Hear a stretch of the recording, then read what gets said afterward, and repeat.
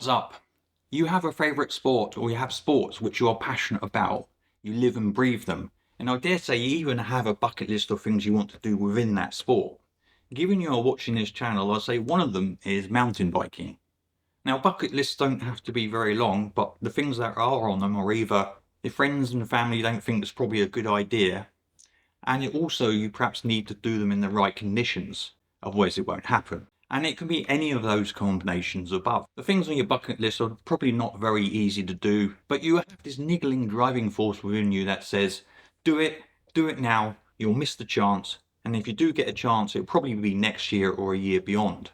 Well, my passions, as you have guessed by my channel, are mainly mountain biking and snowboarding when the conditions allow.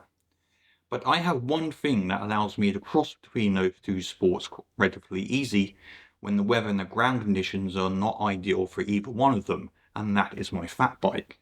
That fat bike allows me to continue the things I like to do most when there is snow, ice, super wet trail conditions and anything in between, and it takes it all in its stride, no issues. Now, I have a bucket list, and on that bucket list is the wacky idea, and I've had it on this for 6 years now, ever since I built my fat bike.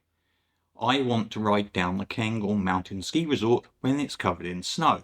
Now, the Cairngorm Mountain at its peak is 1,245 metres high. The base station and its car park are at 635 metres. The only way to get to the top is to push the bike up the snow-covered access road and piece-bullied access slopes. This is the route I took to ascend the mountain. The route I followed up I did the day before on my split board, and so I had a good idea of what the snow would be like to walk on. It was fairly firm where the piece bullies had been. Spike tyres would not help me in any way here, so I stuck to my Serenates with their aggressive centre knobs, ideal for this kind of snow. If you've pushed a bike up a steep slope in soft snow, then you know how hard it is. And if you haven't, believe me, it's extremely hard. I was stopping every few yards just to take a breath. Very much a Type 2 fun experience. But I knew the reward would be Type 1 triple plus experience on the way down. There are a further 2 challenges to this wacky idea of mine, and that is, first, I need to ride my bike from the town of Aviemore to the Cairngorm Mountain car park, which is 12 miles away, and that meant a further ascent of 415 metres, the last 3 miles of which are pretty steep, rising the final 300 metres to the car park, and that was pretty tough going even on tarmac.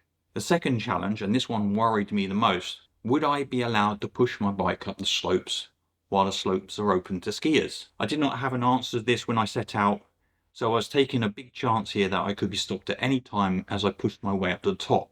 As I got closer, the chance of being turned away, I would be so close yet so far. Well, many ski patrols and resort skidoos passed me on the way up, and they did not blink an eye. Well, as you can see by this video, I did get to the top, and I did it in about 3.5 hours from Aviemore. The descent though, absolutely fantastic fun, well recommended. Took just 15 minutes or thereabouts with a few stops on the way down, and then the time back to Aviemore, the total time for this wacky outing was about 5 hours plus. This is the route I took to descend the mountain. I took a route that minimised being on the same slope as skiers, which meant I did not take the most direct route down the mountain. It also meant I could ride deep snow or where the ground was exposed to rocks which had not been piece bullied, which I knew the bike could easily handle. That aggressive tyre tread on the Nates allowed for good braking, and the wide tyres allowed me to plough through the deep stuff pretty easily, especially on the steeper slopes, though being careful not to turn too aggressively so not to wash out that front wheel. I was absolutely shattered by the time I got back to Aviemore, but happy with myself to have at last done that item that had been on my list for 6 years. This is the video of that wacky bike ride. I did take some footage, but unfortunately I did not take any footage of my descent. However, to give you a taste of what it was like to descend the same mountain, I did manage to find a guy on a fat bike who did almost the same descent I did in very similar snow conditions at the top of the mountain. The snow was a lot thinner on my route from the mid station to the base station, but as you can see, he had an absolute blast. I did too. Now, the clips in this film are of him, not me, and if you want to see the full video of his descent, I will leave a link to his video in the video description below.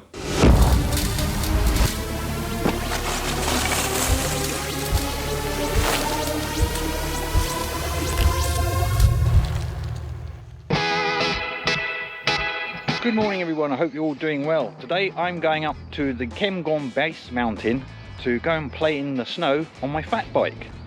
Now I'm making my way up from Aviemore, so I'm straight lining it to the base of the mountain, going to climb up to the mountain base, assess the snow situation. I was up there snowboarding yesterday, absolutely had a brilliant time. The snow is super soft. The dream is to go all out to the Ptarmigan. Hope you'll join me and play in the snow on my fat bike. A little longer than a few minutes later.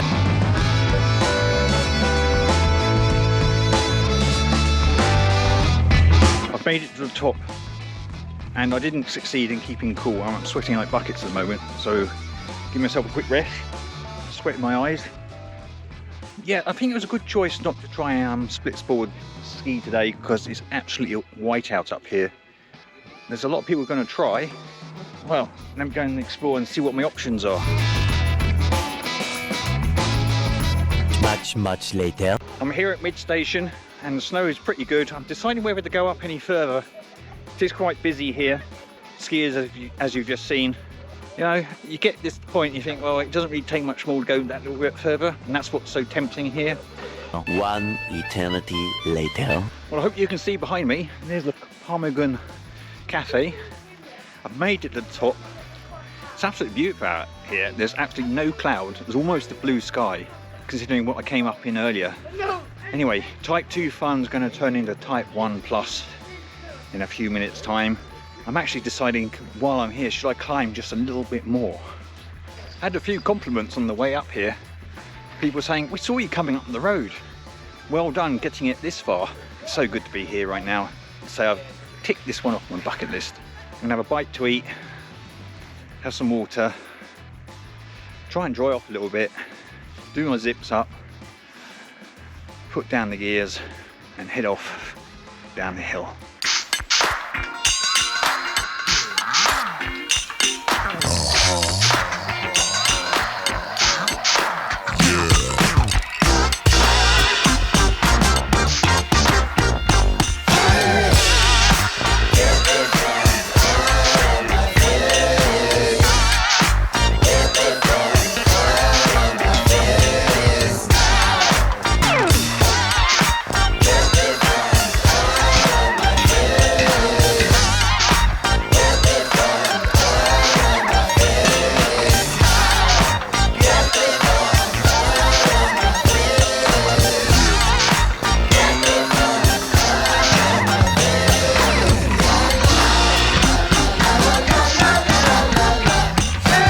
Made it down. That was actually very good fun.